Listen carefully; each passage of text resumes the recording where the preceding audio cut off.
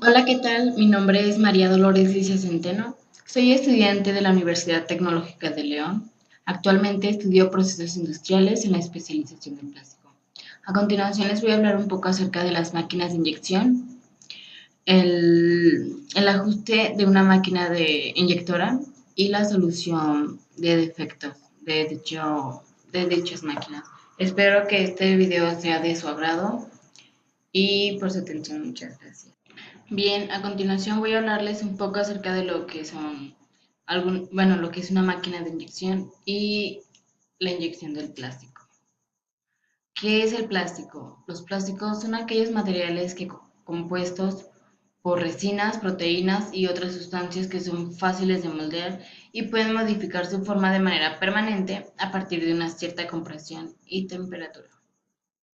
El uso del plástico se puede utilizar en envases, en la construcción, transporte, medicina, electrónica, agricultura, entre otras muchas cosas más. La clasificación de los plásticos es muy importante en esta parte de las máquinas de inyección.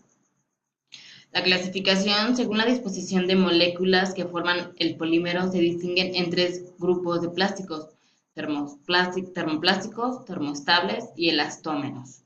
Bien, en los termoplásticos, las macromoléculas están dispuestas libremente sin entrelazarse.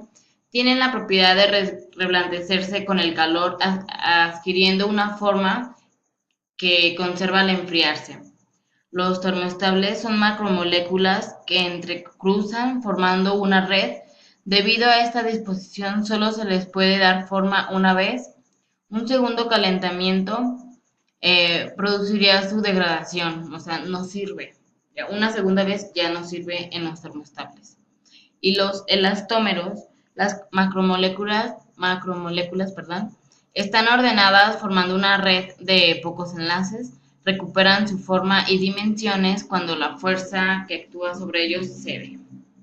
Bien, en los termoplásticos se funden cuando se calientan. Y algunos de los tipos son el PET, el polietileno de alta densidad, el PVC, el polietileno de baja densidad, el polipropileno, entre otros. Los termoestables son los plásticos que calentándolos se les da una forma. Una vez teniendo esta forma, ya no se les puede dar un segundo calentamiento para obtener otra forma, ya que son plásticos duros y muy resistentes al ataque de los ácidos. Además, son buenos aislantes térmicos y eléctricos. Algunos de estos termoestables podría ser el poliéster, la baquelita y la resina epoxi. Los elastómeros son plásticos cuyas principales características son su elasticidad y buena adherencia. No soportan bien el calor y se degradan a temperaturas medias. Son muy débiles. Algunos tipos son el caucho, el neopreno, la silicona y el poliuretano. El proceso de inyección. Aquí estamos viendo una máquina de inyección, el cual consiste con una tolva, que es donde se introduce el material. Una vez que se introduce el material, va pasando por es como un rodillito, pero se le conoce como husillo. Ahí va pasando el material. Si pueden observar, en esta parte son como naranjas, vienen siendo las resistencias que va calentando el material. Una vez que ya está caliente el material, en la mera puntita está como que la boquilla. Se recorre la máquina y tenemos aquí los moldes. Por ejemplo, vamos a poner el de una suela. Al momento que ya está caliente el material, se recorre la máquina. Obviamente tenemos que meter los parámetros que esta requiere y inyecta el material, el plástico, y en el molde da la forma que se requiere, que queremos, que necesitamos, el producto final. Y una vez teniendo el producto en el molde, tenemos que desmoldarlo muy rápido. Y así podemos saber si tiene colada fría o colada caliente. Muy bien, ahora les voy a mostrar un pequeño video de lo que es el proceso de inyección.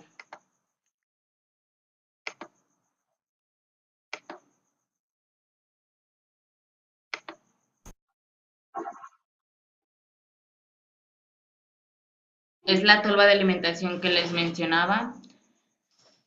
Y bueno, a continuación va a aparecer la parte como, bueno, por dentro, cómo es que se ve. Aquí está explicando en el video lo que contiene una máquina de inyección. Aquí es el husillo, lo que les comentaba, por donde va a pasar el material. Y tiene las resistencias por donde se va a derretir hasta ser inyectado en un molde. El molde que deseamos para un cierto producto.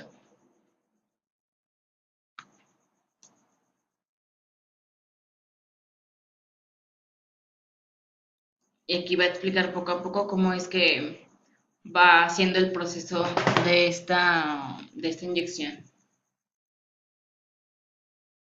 Era lo que les estaba explicando y posteriormente obtener el material, el producto.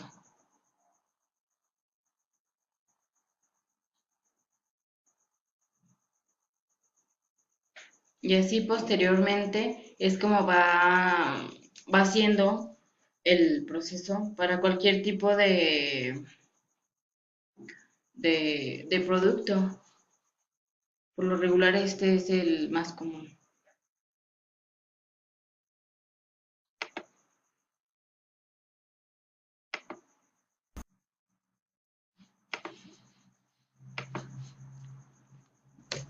Bien, continuamos. El ajuste de la máquina inyectora. Este cuenta de 5 pasos. Es el guiado por pasos a través de todas las acciones necesarias. Reduce la entrada de parámetros a un mínimo absolutamente necesario. Al igual que en el ajuste de los sistemas de robot, el ciclo de la máquina se confirma con una simple pulsación de botón. De ese modo, ya no se requieren conocimientos detallados para el pilotaje. El sistema permanece siempre abierto para adaptaciones posteriores de parámetros y procesos. Aquí tenemos que se selecciona el paso 1 selecciona las funciones necesarias con las que debe trabajar la all-rounder, como por ejemplo expulsor, noyo o dispositivo de selección. Las opciones de selección disponibles dependen del equipamiento de la máquina. El paso 2 es el asistente de ajuste ayuda activamente en el montaje del molde, indicando la secuencia óptima de pasos del trabajo. Basta con ejecutarlos uno tras otro y confirmarlos. El ajustador selecciona los ciclos parciales necesarios, por ejemplo, la referenciación, puesta a cero de los ejes de la máquina, en una pantalla central y los inicia con solo pulsar una tecla. Muy bien. El paso 3 se solicita la introducción de los datos más importantes para el proceso de inyección. Entre ellos están el material, el diámetro del husillo, el tipo de molde, la superficie de la pieza proyectada, el proceso, eh, perdón, el peso de inyectada, el grosor de pared y la longitud del recorrido del flujo. Es decir, tan solo es necesario conocer algunos pocos datos del producto para que la lógica calcule automáticamente todos los parámetros de transformación como temperaturas, presiones o velocidades. El fundamento para ello es una completa base de datos. El paso número 4. Define qué parámetros debe calcular por sí misma la unidad del pilotaje. Aquí, las alternativas de selección modulares permiten, como por ejemplo en caso de cambio de material, reajustar solamente las temperaturas de la unidad de inyección. El resto de parámetros se quedan como estaban. Además, en esta pantalla del asistente también se puede especificar automáticamente las funciones de vigilancia y protocolos disponibles con solamente pulsar un botón. De este modo desaparece completamente la habitual introducción de parámetros en distintas pantallas, así como la selección de diversas funciones de vigilancia y protocolos en las profundidades de la unidad de pilotaje.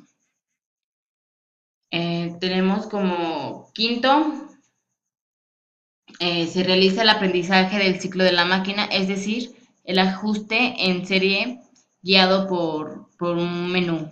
Esto significa que el ajustador ejecuta tan solo las posiciones necesarias sucesivamente y las confirma. La unidad de pilotaje se encarga de introducir todos los parámetros y de completar el ciclo de la máquina automáticamente.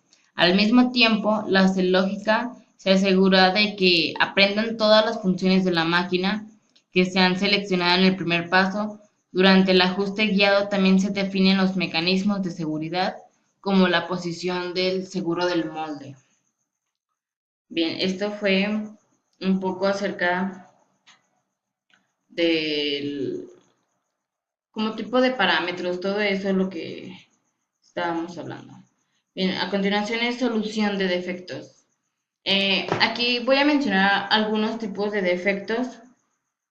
Eh, Algunos tipos de defectos, como lo puede ser el enchuecamiento.